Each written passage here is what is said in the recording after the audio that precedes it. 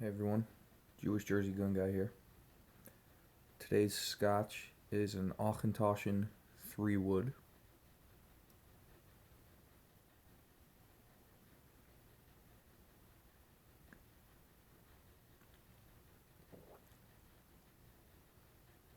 Interesting flavor. I like it.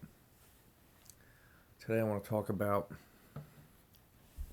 national reciprocity. The national reciprocity bill that's being pushed through both the Senate and the House, and why a lot of people on both sides, both pro-gun and anti-gun, really don't understand what it is and why it's allowed. So,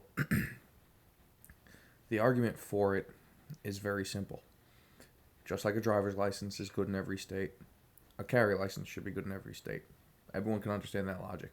Now, yeah, there are people who are saying, oh, but a carry license is not the same because a person in Arizona shouldn't be allowed to get bullshit. You just don't like guns. Just admit it. And then they'll say, but the driving laws are the same in every state. That's not true. Some states let you get a permit at 15, 16, 17. Jersey has a junior license. You get a permit at 16, junior license at 17. You don't get your full license until you're 18. Not every state has that. So they're not the same across the states.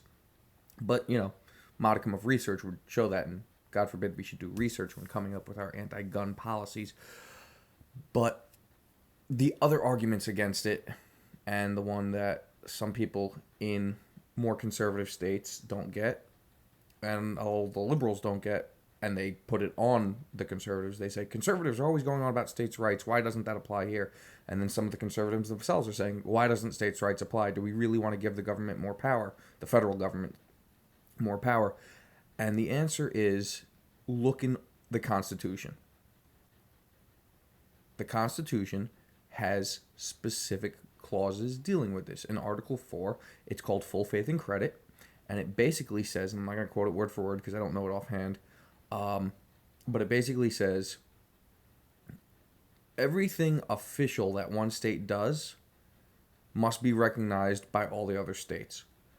That's why your marriage license is good. Obergefell versus Hodges said this. That's why your driver's license is good. That's why pretty much, arrest warrants are good. That's why pretty much everything else you do in one state is good and it carries into another state. This is the exception, not the rule. Carry licenses are pretty much the only thing that you can be granted. Well, carry licenses and hunting licenses, but leave that aside.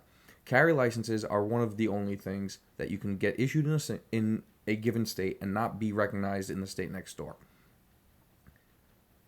But if you look at Article 4, it specifically says that Congress has the power to mandate, for lack of a better word, exactly how the states have to recognize that. So Congress can force the states, whether they like it or not, to recognize, to abide by, whatever word you want to choose, the carry licenses from other states.